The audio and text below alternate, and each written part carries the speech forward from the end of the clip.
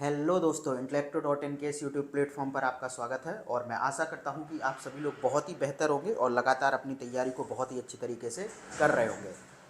तो जैसा कि पिछली वीडियोज में हम लोग भारत के भूगोल के अंतर्गत भारत के भू आकृतिक प्रदेशों का अध्ययन कर रहे थे और हम लोगों ने हिमालय और भारत जो उत्तर भारत का मैदान है उसका अध्ययन कर लिया था। तो आज की इस वीडियो में हम लोग बात करने वाले हैं प्रायद्वीप पठार के बारे में, और जो प्रायद्वीप पठार के अंतर्गत विभिन्न स्थलाकृतियां हैं उनके संदर्भ में हम लोग आज चर्चा करेंगे। ठीक है, काफ़ी दिनों से भारतीय भूगोल की वीडियो रुकी हुई थी, लेकिन अब ये कंटिन्यूस आएगी और इसको हम लोग बहुत तेज़ी से ख़त्म करने का प्रयास करेंगे ताकि जो 14 मई को आपकी यूपीपीसीएस की प्रारंभिक परीक्षा है उसमें आपको इसका बहुत ज़्यादा लाभ मिल सके। ठीक है, तो चलिए स्टार्ट करते हैं प्रायद्वीपीय भारत के पठार का अध्ययन। तो प्रायद्वीपीय भारत के पठार को पढ़ने से पहले हम लोग थोड़ा सा चर्चा करेंगे कि आखिर प्रायद्वीप क्या होते हैं, क्योंकि बहुत से लोग इसी चीज़ में कंफ्यूज रहते हैं कि आखिर ये प्रायद्वीप क्या होते हैं।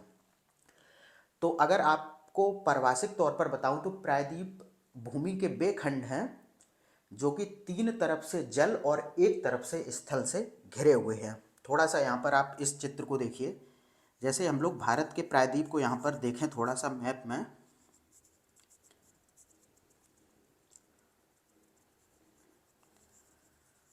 तो ये आप देखेंगे जो ये त्रिभुजाकार आकृति जो आपको यहाँ पर दिखेगी ऐसे करके पूरी, ये है क्या, प्रायद्वीप भारत का प्रायद्वीपीय पठार।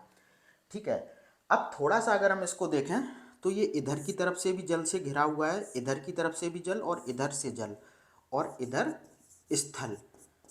तो आपको हमेशा याद रखना है कि प्रायद्वीप भूमि के वे खंड होते हैं जो कि तीन तरफ से जल और एक तरफ से स्थल से घिरे होते हैं। यहाँ पर ये परिभाषा भी लिखी हुई है, आप लोग इसको बहुत अच्छी तरीके से देखिए। इसके बाद हम लोग देखेंगे कि जो ये प्रायद्वीपीय भारत का जो पठार है वो भू आकृतिक जितने भी प्रदेश हैं भारत के उनमें क्षेत्रफल की दृष्टि से सबसे बड़ा है। ठीक है, जो भी भू आकृतिक प्रदेश हैं जैसे कि हिमालय हो गया, उत्तर भारत का मैदान हो गया, ठीक है, तटीय मैदान हो गए, द्वीप समूह हो गए, इन सभी में अगर क्षेत्रफल की दृष्टि से देखा जाए तो प्रायद्वीपीय भारत का पठार सबसे बड़ा है। ठीक है, अब अगर आपसे क्वेश्चन ये पूछ लिया जाता है कि जो प्रायद्वीपीय भारत का पठार है उसकी आकृति कैसी है, तो अभी आपको मैंने थोड़ा सा ये जो दिखाया है मैप में, ये कैसी है, त्रिभुजाकार। तो जो प्रायद्वीपीय भारत की आकृति है यानी कि प्रायद्वीपीय भारत के पठार की जो आकृति है वो कैसी है, त्रिभुजाकार है। ठीक है, अब यहाँ पर एक चीज आपको याद रखनी है कि जो प्रायद्वीपीय भारत का पठार है वो किसका हिस्सा है, गोंडवाना लैंड का। जब हम लोग भारत की भूगर्भिक संरचना का अध्ययन कर रहे थे तब मैंने आपको बताया था कि पहले जो पूरा पृथ्वी था, पूरा जो पृथ्वी का भूखंड था वो सिर्फ एक जगह जुड़ा हुआ था जिसे कि विशाल रूप से क्या नाम दिया गया था, पेंजिया। ठीक है, और उसी में कुछ समय बाद विखंडन हुआ और वो जो पेंजिया था वो दो भागों में विभक्त हो गया, एक लॉरेशिया, दूसरा गोंडवाना लैंड। तो जो वो गोंडवाना लैंड था उसी का ये भाग है क्या, प्रायद्वीपीय भारत का पठार। ठीक है, अब अगर हम लोग प्रायद्वीपीय भारत को देखें तो ये आर्कियन काल की चट्टानों से बना हुआ है। किस काल की चट्टानों से बना हुआ है, आर्कियन काल की। ठीक है, हम लोगों को बहुत ज़्यादा डिटेल में नहीं जाना है, बस इतना समझ लेना है कि जो प्रायद्वीपीय भारत की संरचना है वो आर्कियन काल की चट्टानों से बनी हुई है। और एक चीज़ अगर हम लोग देखें तो जो प्रायद्वीपीय भारत का पठार है ये भारतीय उपमहाद्वीप का सबसे प्राचीनतम भूखंड है। ठीक है, क्या है, प्राचीनतम भूखंड। अगर हम इसकी औसत ऊंचाई की बात करें प्रायद्वीपीय भारत के पठार की तो ये लगभग 600 से 900 मीटर है। ठीक है, आपको पता ही होगा जो पठार होते हैं वो कुछ उठे हुए होते हैं और भारत का जो प्रायद्वीपीय पठार है वो औसतन 600 से 900 मीटर ऊपर उठा हुआ है। ठीक है, अगर हम लोग प्रायद्वीपीय भारत के दक्षिणी छोर की बात करें तो ये क्या है, कन्याकुमारी। ठीक है, तो हर जगह सिर्फ वहीं टारगेट किया गया है जहाँ से कि लगातार प्रश्न बनते हैं। तो आप इस वीडियो को बहुत अच्छी तरीके से देखते रहिए। और जो 14 मई को आपका एग्ज़ाम है और जब आप उसमें भूगोल के प्रश्नों को सॉल्व कर रहे होंगे तो आपको इस वीडियो से निश्चित ही बहुत ज़्यादा लाभ देखने को मिलेगा। ठीक है। अब इसके बाद थोड़ा सा हम लोग बात करें प्रायद्वीपीय भारत के ढाल की, तो यहाँ पर हम लोग देखेंगे कि जहाँ से सतपुड़ा पर्वत है, ठीक है, थोड़ा सा इधर हम लोग देखें, इसको दोबारा से कुछ ऐसे ये भारत का मैप है, काम चलाने के लिए मैं बना देता हूँ। तो ये यहाँ पर जब आप देखेंगे कि तो सतपुड़ा पर्वत है, ठीक है, तो सतपुड़ा पर्वत के उत्तर में, ठीक है, प्रायद्वीपीय पठार का जो ढाल है वो किस तरफ है, उत्तर की ओर, ठीक है। और उसके बाद सतपुड़ा पर्वत के अगर हम लोग दक्षिण में देखें तो जो प्रायद्वीपीय पठार का ढाल वो हो जाता है कहाँ की तरफ, पूर्व की तरफ। तो यहाँ पर क्या है कि सतपुड़ा जैसे ये हो गया, तो इसके अगर हम लोग उत्तर में देखें तो इसका ढाल उत्तर की तरफ ही है, लेकिन सतपुड़ा पर्वत के दक्षिण में प्रायद्वीपीय भारत का जो ढाल है वो पूर्व की तरफ हो जाता है, ठीक है।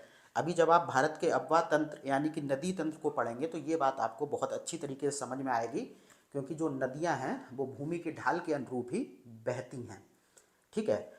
अब एक चीज़ आपको और याद रखनी है कि जो प्रायद्वीपीय भारत का पठार है इसे पठारों का पठार भी कहा जाता है, और ऐसा इसलिए है क्योंकि प्रायद्वीपीय भारत के अंतर्गत बहुत सारे पठार आपको देखने को मिलेंगे, जैसे कि नागपुर, छोटा नागपुर का पठार हो गया, दंडकारण्य पठार हो गया, ठीक है, शिलोंग का पठार हो गया, दक्कन पठार हो गया, मालवा पठार हो गया। अभी हम इनके विषय में चर्चा करेंगे, लेकिन अभी एक चीज़ आपको समझनी होगी कि जो प्रायद्वीपीय भारत का पठार है इसे पठारों का पठार कहा जाता है, और इसीलिए ही कहा जाता है क्योंकि ये बहुत सारे पठारों का सम्मिश्रण है, ठीक है।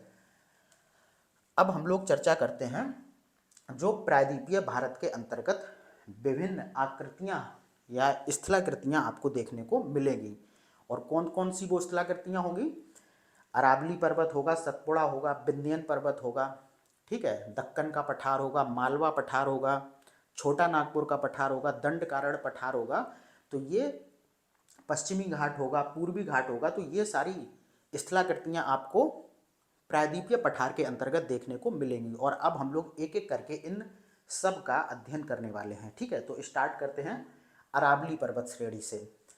तो हम लोग अरावली पर्वत श्रेणी को देखें तो इसका विस्तार कहाँ पर है, उत्तर पश्चिमी भाग में, ठीक है।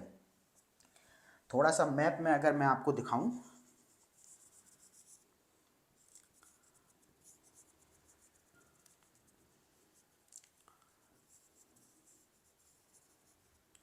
थोड़ा सा मैप में आप देखेंगे तो ये यहाँ पर कुछ ऐसे करके फैला हुआ है, ये है गुजरात और ये है दिल्ली, बीच में क्या पड़ेगा, राजस्थान। तो जो अरावली पर्वत है वो भारत के उत्तर पश्चिमी, ठीक है, ये आपको बहुत अच्छी तरीके से दिख रहा होगा, ये वाली दिशा क्या कहलाएगी, उत्तर पश्चिमी। तो ये अरावली पर्वत भारत के उत्तर पश्चिमी भाग में फैला हुआ है, और कहाँ से कहाँ तक, तो गुजरात के पालनपुर से, ठीक है, ये आपको याद रखना है, गुजरात के पालनपुर से और कहाँ तक, दिल्ली तक। और इसकी लंबाई कितनी है, 800 किलोमीटर, ठीक है, यहाँ से भी क्वेश्चन पूछा गया है। तो जो अरावली पर्वत है वो गुजरात के पालनपुर से दिल्ली तक लगभग 800 किलोमीटर में फैला हुआ है, और ये दुनिया का प्राचीनतम बलित पर्वत है। बलित पर्वत मैंने आपको पिछली वीडियो में भी बताया था कि जब जो दो संरचनाओं के बीच अपसाद होता है और उनमें जब बलन पड़ता है, बलन के बाद वो जब अपसाद उठ जाता है और पर्वत का रूप धारण कर लेता है, उसको ही बलित पर्वत बोलते हैं। तो जो अरावली है वो दुनिया का प्राचीनतम बलित पर्वत है, ठीक है।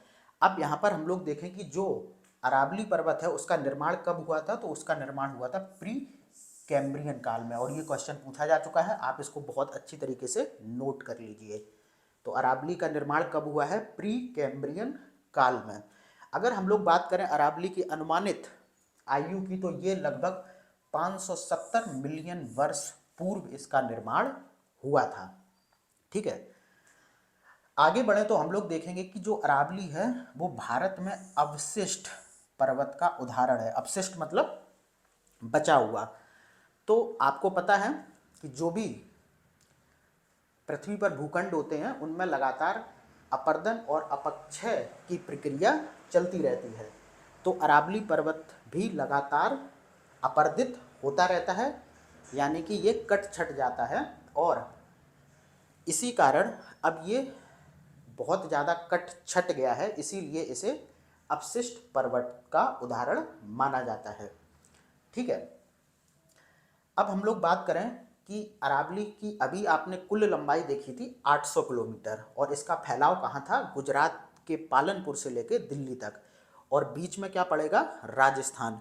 तो जब आप यहाँ पर मैप में देखेंगे कि अरावली की जो सर्वाधिक लंबाई है वो राजस्थान के अंतर्गत ही आपको देखने को मिलेगी, और अरावली को दक्षिणी राजस्थान में जरगा पहाड़ी के नाम से जाना जाता है। ये आप याद रखना, अरावली को दक्षिणी राजस्थान में जरगा पहाड़ी के नाम से जाना जाता है। वहीं अगर हम दिल्ली की बात करें तो इसे दिल्ली रिज के नाम से जाना जाता है। तो दक्षिणी राजस्थान में जरगा पहाड़ी के नाम से, और दिल्ली में अरावली को दिल्ली रिज के नाम से जाना जाता है। अब बहुत ही इम्पोर्टेंट पॉइंट है कि अरावली पर्वत का जो सर्वोच्च शिखर है, देखिए एक चीज़ मैं आपको और यहाँ पर बता दूँ कि भारत में जितने भी पर्वत श्रेणियाँ हैं, आपको उनके जो सर्वोच्च शिखर हैं उनके संदर्भ में जरूर पता होना चाहिए। ठीक है, क्योंकि यहाँ से क्वेश्चन आपको लगातार मिलान के लिए या फिर युग्म सुमेलन के लिए कहीं भी कैसे भी करके दे देगा। ठीक है, तो यहाँ पर अगर हम लोग बात करें अरावली पर्वत के सर्वोच्च शिखर की, तो ये कौन सा है? ये है गुरु शिखर। ठीक है, और ये कहाँ पर है? राजस्थान के माउंट आबू में। अब माउंट आबू के संदर्भ में एक तथ्य बहुत ही आपसे पूछा जाता है कि जो दिलवाड़ा के जैन मंदिर हैं वो कहाँ पर हैं, तो वो भी आपके माउंट आबू में स्थित हैं। और दिलवाड़ा मंदिर की अगर हम लोग बात करें तो इसे किसने बनवाया था? इसे बनवाया था बिमल साहा ने। ठीक है, अब थोड़ा सा हम लोग देख लेते हैं कि जो अरावली पर्वत है वो पश्चिमी भारत का मुख्य जल विभाजक है। ठीक है, और जल विभाजक का मतलब, विभाजक मतलब जो दो चीज़ों को बांटे। अब जल विभाजक को आप कैसे देखेंगे? जैसे मान के चलिए ये अरावली है, ठीक है, अब ये क्या कर रहा है कि पश्चिमी भारत के जो क्षेत्र है उसे दो क्षेत्रों में विभाजित कर रहा है। किसके आधार पर? जल के आधार पर। यहाँ आप देखेंगे राजस्थान का क्षेत्र है और ये उत्तर भारत का मैदान है, ये दोनों के बीच में जल विभाजक की भूमिका अदा कर रहा है। और अगर आप देखेंगे तो ये काफ़ी शुष्क क्षेत्र है, और यहाँ पर आपको उत्तर भारत के मैदान में अच्छी खासी वर्षा देखने को मिलेगी। वहीं अगर हम लोग देखें तो जो अरावली पर्वत है वो भारत की एक मुख्य जलवायु विभाजक की भी भूमिका अदा करता है, क्योंकि यहाँ पर आप देखेंगे कि ये राजस्थान के शुष्क क्षेत्र को उत्तर भारत के मैदान वाले, क्या बोलेंगे उसको, अधिक वर्षा वाले क्षेत्र से अलग करता है। तो ये आपको ध्यान रखना है कि जो अरावली पर्वत है वो एक जल विभाजक भी है और जलवायु विभाजक भी है। तो ये सारा अध्ययन हो गया आपका अरावली पर्वत के संदर्भ में। अब अगर हम लोग प्रायद्वीपीय भारत के अंतर्गत दूसरी स्थलाकृति की बात करें तो आपको मालवा का पठार देखने को मिलेगा। और अगर हम लोग इसकी स्थिति की बात करें थोड़ा, तो अभी आपने देखा अरावली पर्वत, ठीक है, उसके जस्ट नीचे यानी कि दक्षिण की तरफ आपको मालवा का पठार देखने को मिलेगा। ये अभी आप लोगों ने देखा था, क्या था? अरावली पर्वत, और यहाँ पर ये विंध्यन पर्वत है, और इसी के बीच में मालवा का पठार आपको देखने को मिलेगा। ठीक है, तो मालवा पठार की अवस्थिति कहाँ पर है? अरावली और विंध्य पर्वत के बीच में। ठीक है, अब यहाँ पर जो मालवा का पठार है वो किससे निर्मित है? वो ज्वालामुखी लावा से निर्मित है।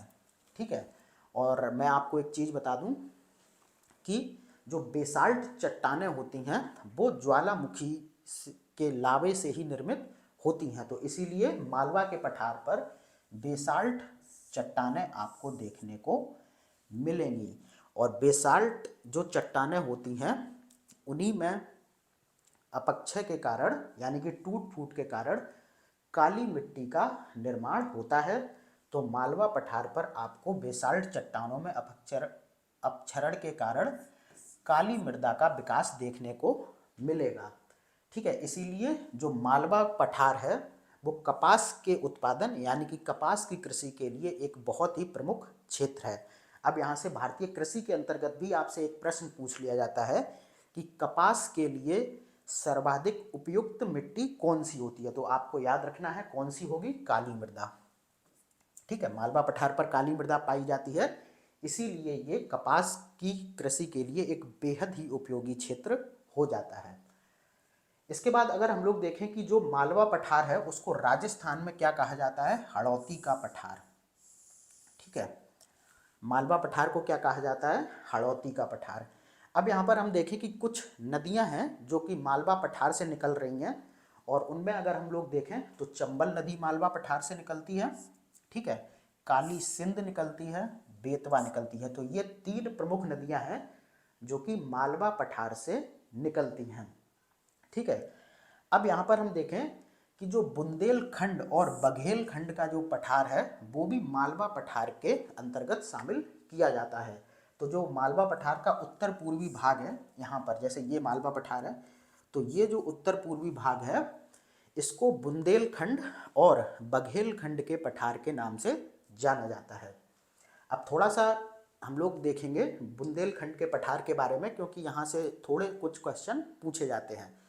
तो अगर हम लोग बुंदेलखंड के पठार के विस्तार का बात करें तो ये आपको कहाँ पर देखने को मिलेगा, मध्य प्रदेश में और उत्तर प्रदेश में। यानी कि जो बुंदेलखंड का पठार है वो मध्य प्रदेश और उत्तर प्रदेश में फैला हुआ है। अब एक क्वेश्चन आपसे और पूछा जाता है कि उत्तर प्रदेश के कौन कौन से या फिर कितने जिले हैं जो कि बुंदेलखंड पठार के अंतर्गत शामिल किए जाते हैं। तो यहाँ पर हम लोग देखें कि जो बुंदेलखंड का पठार है उसमें उत्तर प्रदेश के 7 जिले आते हैं, और वो 7 जिले कौन कौन से हैं, जालौन, झांसी, ललितपुर, चित्रकूट, हमीरपुर, बांदा और महोबा। तो ये वो 7 जिले हैं जो कि बुंदेलखंड पठार के अंतर्गत शामिल किए जाते हैं। अब आपको पता ही होगा, आप लगातार न्यूज़ में देखते रहते होंगे कि जो ये बुंदेलखंड पठार का क्षेत्र है ये बहुत ही सूखा प्रभावित क्षेत्र है, इसीलिए यहाँ पर आर्थिक दृष्टि से ये काफ़ी पिछड़ा हुआ क्षेत्र है। ठीक है, अब एक चीज़ और हम देखें कि जो मालवा पठार है, अभी मैंने आपको बताया कि यहाँ से चंबल नदी निकलती है। तो जो चंबल नदी है और जो उसकी सहायक नदियाँ हैं उन्होंने मालवा पठार को बहुत अधिक अपर्दित कर दिया है। अभी आप जब आगे जल अपर्दन पढ़ेंगे तब आप देखेंगे कि नदियाँ किस प्रकार से जब बहती हैं तो वो भूमि को अपर्दित करती हैं, यानी कि अपनी तेज बहाव से जो भूमि खंड होती है उसको काटते छाटते चली जाती हैं। तो जो चंबल और उसकी सहायक नदियां हैं उन्होंने मालवा पठार को बहुत अधिक अपर्दित कर दिया है, यानी कि काट छाट दिया है, जिससे कि मालवा पठार में बीहड़ यानी कि जो खड्ड होते हैं काफ़ी गहरे गहरे ज़मीन में वो बन गए हैं। और इस अपर्दन को क्या बोला जाता है, अवनाल का अपर्दन या फिर खड्ड अपर्दन। ठीक है, और इस अवनाल का अपर्दन से प्रभावित भूमि को क्या बोला जाता है, बीहड़ या फिर उत्खात भूमि। आप भी देखते होंगे, लगातार सुनते होंगे चंबल के बीहड़। तो ये कैसे निर्मित हुए हैं, ये जो चंबल और उसकी सहायक नदियां हैं उन्होंने मालवा पठार को अपर्दित किया है, और उसी का ये आपको रिजल्ट देखने को मिलता है कि यहाँ पर आपको बीहड़ या फिर उत्खात भूमि देखने को मिलती है। तो ये आपका था मालवा पठार के संदर्भ में जितने भी यहाँ से क्वेश्चन बन सकते थे उनका हम लोगों ने अध्ययन किया। अब हम लोग देखेंगे मालवा पठार के बाद विंध्यन पर्वत श्रेणी को। तो ये मैंने आपको मैप में दिखाई दिया था।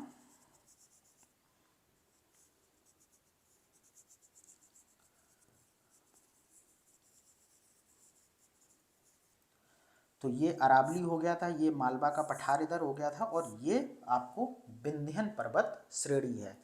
तो विंध्यन पर्वत श्रेणी के अगर हम लोग विस्तार की बात करें तो ये कहाँ पर हो जाएगा, मालवा पठार के दक्षिण में। ठीक है, ये मालवा पठार था, इसके दक्षिण में विंध्यन पर्वत श्रेणी हो जाएगा। और ये कहाँ पर, गुजरात से लेकर मध्य प्रदेश, उत्तर प्रदेश, बिहार और छत्तीसगढ़ तक ये फैली हुई है। ठीक है, गुजरात, मध्य प्रदेश, उत्तर प्रदेश, बिहार और छत्तीसगढ़, आप राज्यों को भी बहुत अच्छी तरीके से देखते चलिए। और अगर आपको बहुत तेज़ी से समझना है तो आप अपने सामने ऑक्सफोर्ड स्टूडेंट एटलस या फिर कोई अन्य एटलस लेके बैठ सकते हैं ताकि आप चीज़ों को बहुत तेज़ी से कैप्चर कर पाएँ। तो यहाँ पर आपको समझना है कि जो विंध्यन पर्वत श्रेणी है वो मालवा पठार के दक्षिण में, और अगर हम लोग राज्यों की ओर देखें तो यहाँ पर गुजरात, मध्य प्रदेश, उत्तर प्रदेश, बिहार और छत्तीसगढ़ में ये फैली हुई है। अब जो विंध्यन पर्वत श्रेणी का जो पूर्वी भाग है उसमें उसे कैमूर और भांडेर पहाड़ी के नाम से जाना जाता है। तो जो विंध्यन पर्वत की पूर्वी श्रेणी है उसे क्या कहा जाता है? कैमूर और भांडेर। अब आपको एक चीज़ और याद रखनी है, आपको ये सारी पर्वत श्रृंखलाएं बहुत अच्छी तरीके से याद रखनी है, क्योंकि बहुत बार क्या होता है कि आपको चोटी दे देगा या फिर ये पहाड़ी के नाम दे देगा और पूछ लेगा कि ये किस पर्वत श्रेणी पर स्थित है। तो कैमूर और भांडेर जो पहाड़ी है वो कहाँ पर है? विंध्यन पर्वत श्रेणी पर। ठीक है, और यही जो विंध्यन पर्वत श्रेणी है इसी के अंतर्गत आपको पारसनाथ की पहाड़ियाँ भी देखने को मिलेंगी। ठीक है, अब यहाँ पर अगर हम लोग देखें जो विंध्यन पर्वत श्रेणी है वो उत्तर भारत और प्रायद्वीपीय भारत की मुख्य जल विभाजक भी है। और कैसे ये जल विभाजक है? जैसे मान के चलिए ये, ठीक है, ये आपका हो गया विंध्यन पर्वत। अब आप देखेंगे कि यहाँ पर जो नदियाँ हैं वो कौन सी हैं? वो गंगा नदी का अववाह क्षेत्र है। और यहीं अगर हम लोग इस विंध्यन पर्वत श्रेणी के दक्षिण में देखें तो ये प्रायद्वीपीय भारत का अववाह तंत्र है। तो इन दोनों के अववाह तंत्र और नदी यानी इन दोनों के किसके? उत्तर भारत के मैदान के और प्रायद्वीपीय भारत के पठार के नदी तंत्र को विभाजित कर रहा है कौन? विंध्यन पर्वत श्रेणी। इसीलिए ये एक मुख्य जलवायु विभाजक भी है। ठीक है, अब यहाँ पर अगर हम लोग देखें तो एक क्वेश्चन आपको प्रीवियस ईयर में बार बार देखने को मिला होगा कि एक क्रम से लगाने के लिए पूछा जाता है एक चीज को, उत्तर से दक्षिण में वो क्या है? विंध्यन पर्वत, नर्मदा भ्रंश घाटी, सतपुड़ा पर्वत और तापी भ्रंश घाटी। ठीक है, तो ये उत्तर से दक्षिण में सही क्रम यही लिखा हुआ है। पहले यहाँ पर हम लोगों ने क्या देखा था, इसको थोड़ा सा हम लोग देखें। यहाँ पर अभी हम लोगों ने पढ़ा था, यहाँ पर विंध्यन पर्वत है, ठीक है, उसके बाद ये नर्मदा नदी बहती है, फिर सतपुड़ा पर्वत श्रेणी है, उसके बाद तापी भ्रंश घाटी है। ठीक है, तो ये उत्तर से दक्षिण तक इन संरचनाओं का सही क्रम है। ठीक है, इसको आप बहुत अच्छी तरीके से देख लीजिए। तो ये हो गया विंध्यन पर्वत श्रेणी के संदर्भ में। इसके बाद अब हम लोग बात करेंगे सतपुड़ा श्रेणी के संदर्भ में। ठीक है, और ये कहाँ पर है? विंध्यन के दक्षिण में। ठीक है, तो सतपुड़ा पर्वत भारत में एकमात्र ब्लॉक पर्वत का उदाहरण है। और ब्लॉक पर्वत कौन होते हैं? जो दो नदी भ्रंश घाटियों के बीच में बहते हैं। और जो ये आपने अभी क्रम तो देखा ही था, तो जो ये सतपुड़ा पर्वत है ये नर्मदा और तापी नदी भ्रंश घाटियों के बीच में स्थित है। ठीक है, और ब्लॉक पर्वत आपने समझ ही लिया, जो दो नदी भ्रंश घाटियों के बीच में, जैसे ये दो नदी भ्रंश घाटियाँ हों, इनमें दोनों में नदी बह रही हैं और बीच में जो उठी हुई भूमि हो उसे ब्लॉक पर्वत का नाम दिया जाता है। तो जो सतपुड़ा है वो एक ब्लॉक पर्वत है और ये भारत का एकमात्र ब्लॉक पर्वत का उदाहरण है। और ये जो सतपुड़ा है ये नर्मदा भ्रंश घाटी और तापी नदी भ्रंश घाटी के बीच में स्थित है। ठीक है, अब अगर हम लोग थोड़ा सा इसके विस्तार की चर्चा करें तो इसको देखेंगे, ये गुजरात से लेकर मध्य प्रदेश व उसके आगे छत्तीसगढ़ के छोटा नागपुर पठार तक फैला हुआ है। तो जो सतपुड़ा श्रेणी है वो कहाँ पर स्थित है, यानी कि कहाँ तक विस्तारित है? गुजरात से लेकर मध्य प्रदेश और उसके आगे जो आप छोटा नागपुर का पठार देखते हैं वहाँ तक ये फैला हुआ है। अब थोड़ा सा हम लोग देखते हैं कि जो सतपुड़ा पर्वत है उस पर कुछ चोटियाँ स्थित हैं, जैसे कि मैकाल, महादेव और राजपीपला। पहले तो आपको यही याद रखना है कि ये जो मैकाल, महादेव और राजपीपला हैं ये सतपुड़ा पर्वत श्रेणी के अंतर्गत आती हैं। अब इनके क्रम के संदर्भ में भी लगातार क्वेश्चन बनता रहता है, तो थोड़ा सा इनका हम पूर्व से पश्चिम की ओर क्रम को देखें।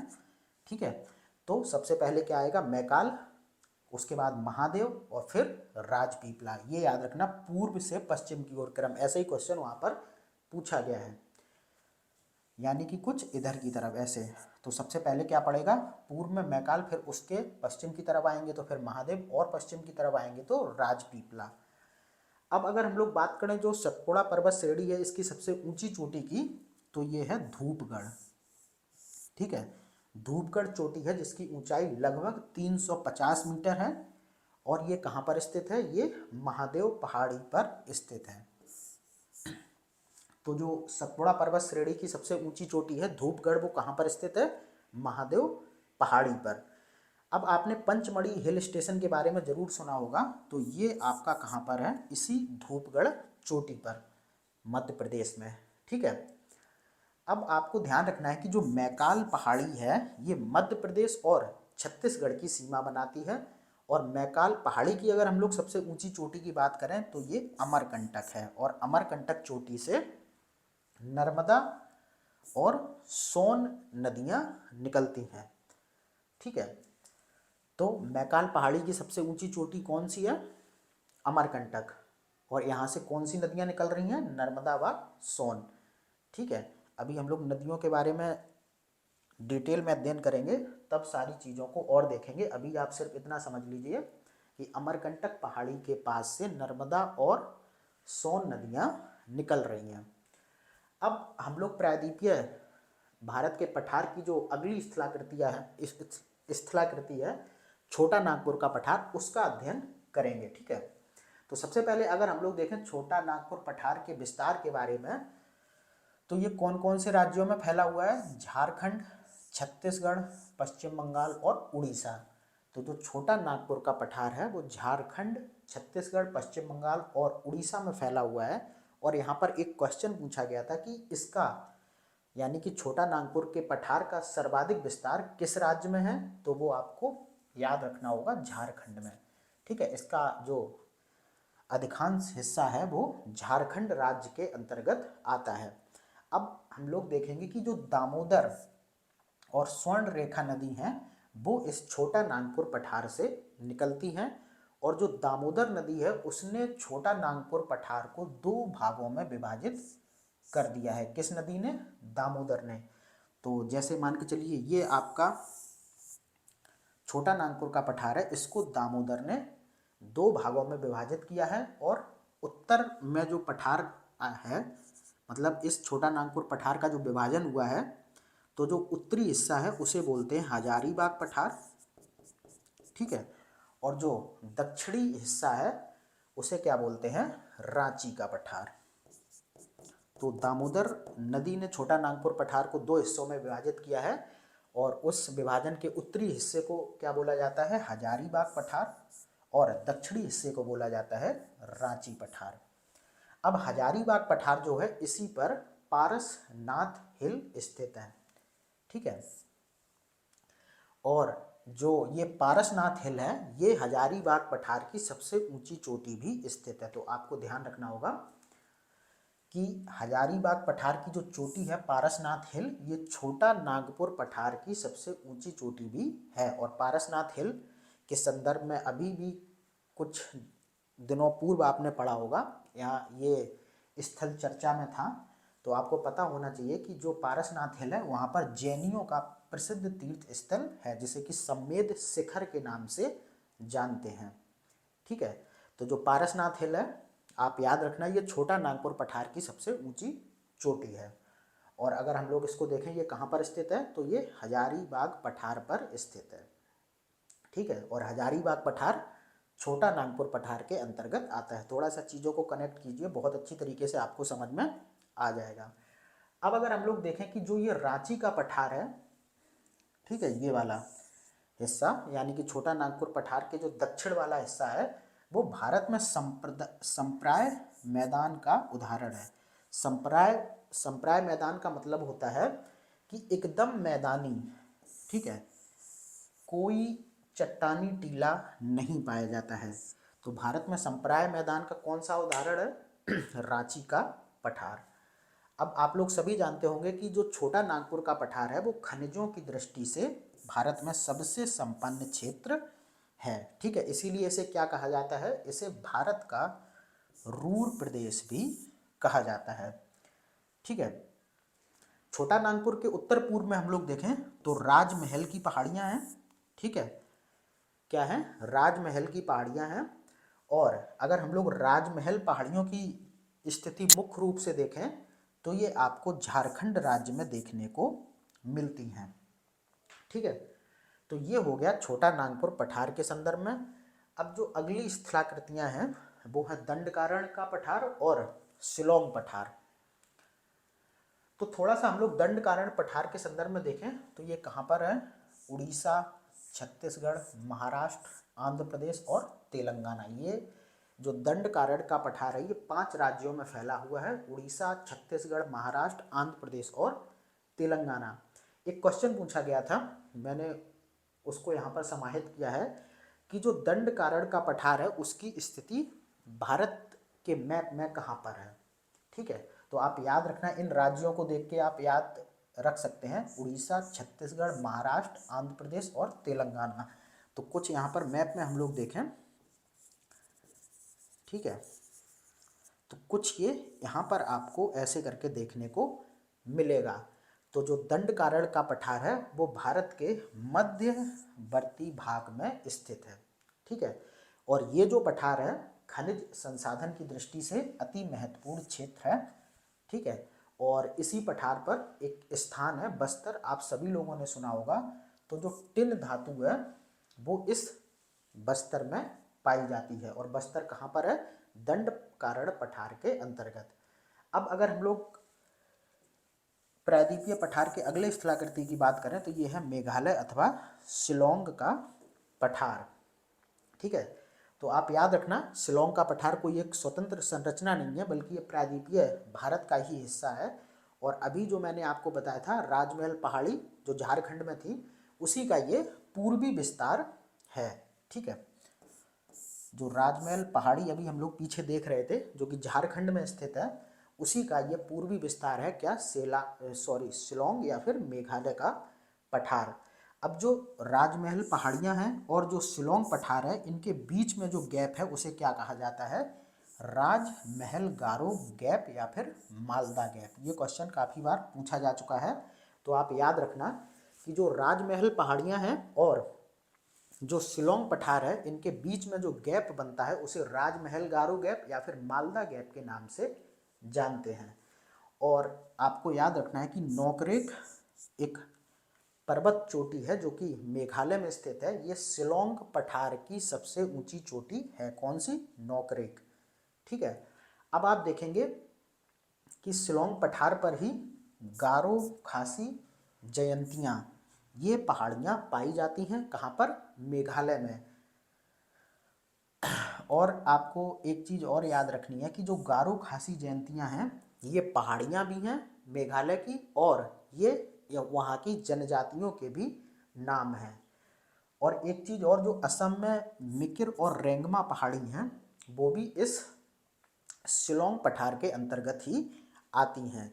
तो अगर आप लोग थोड़ा सा कंफ्यूज हों कि जैसे मान के चलिए गारो खासी जयंतियाँ हैं, तो बहुत बार आपको पता होता है कि शायद ये हिमालय के अंतर्गत आती हैं, लेकिन ऐसा नहीं है। ये जो पहाड़ियाँ हैं वो शिलोंग पठार के अंतर्गत आती हैं, और शिलोंग पठार भारत के प्रायद्वीपीय पठार का ही एक हिस्सा है। और जो शिलोंग पठार पर गारो खासी जयंतियाँ पहाड़ियाँ हैं वो पहाड़ियों के नाम भी हैं मेघालय की, और वहाँ की जनजातियों के भी नाम यही हैं, ठीक है। तो ये बात हो गई मेघालय अथवा शिलोंग के पठार की। अब हम लोग बात करेंगे जो प्रायद्वीपीय भारत के पठार के अंतर्गत अगली स्थलाकृति है वो है दक्कन का पठार। अब दक्कन के पठार के अगर हम लोग थोड़ा सा विस्तार को देखें तो ये कहाँ पर है, सतपुड़ा, पश्चिमी घाट और पूर्वी घाट के बीच में, ठीक है।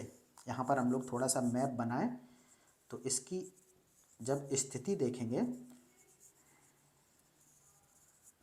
ठीक है, तो ये सतपुड़ा हो गया था, ये पश्चिमी घाट है, ये पूर्वी घाट है। तो इसके बीच का जो क्षेत्र है इसे आप दक्कन के पठार के नाम से जानते हैं, ठीक है।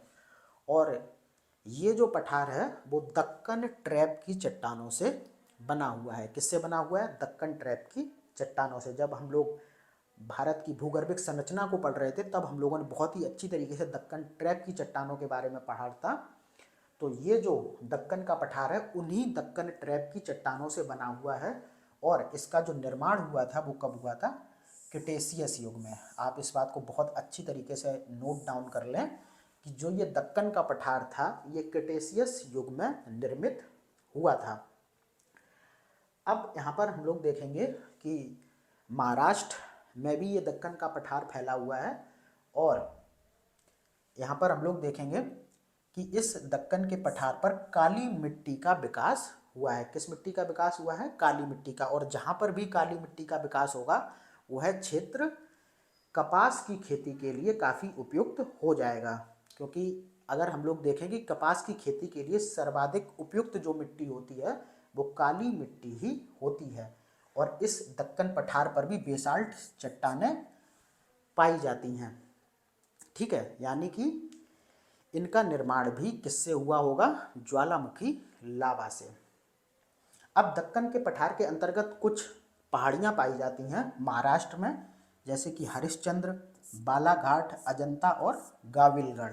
तो ये 4 पहाड़ियाँ हैं जो महाराष्ट्र में दक्कन के पठार के अंतर्गत पाई जाती हैं। ठीक है, तो ये आप ध्यान रखें, इनके संदर्भ में भी प्रश्न बहुत बार पूछा गया है और सीधा क्वेश्चन यहाँ से हमेशा बन जाता है कि निम्नलिखित में से कौन सी पहाड़ी महाराष्ट्र में स्थित है, और एक ये देता है और 3 बाद बाकी अन्य कोई विकल्प दे देता है। तो आपको याद रखना है कि हरिश्चंद्र, बालाघाट, अजंता और गाविलगढ़ पहाड़ियाँ कहाँ पर हैं? महाराष्ट्र में दक्कन पठार के अंतर्गत। तो ये आज के लेक्चर के लिए था। ठीक है, इसका दूसरे पार्ट में हम लोग पूरे ही प्रायद्वीप भारत को खत्म कर लेंगे। बस वहाँ पर अब हम लोग देखें इसमें तो क्या क्या बचा हुआ है। पश्चिमी घाट बचा हुआ है, पूर्वी घाट बचा हुआ है, और ये जो दक्षिण का पर्वतीय प्रदेश है ये बचा हुआ है। बाद बाकी जो भी प्रायद्वीपीय पठार के संदर्भ में अन्य फैक्ट होंगे उनका हम लोग चर्चा कर लेंगे, और इस तरीके से आपका जो प्रायद्वीपीय भारत का पठार है वो पूरी तरीके से समाप्त हो जाएगा। तो भाई ठीक है, मिलते हैं अगली वीडियो में, तब तक के लिए धन्यवाद।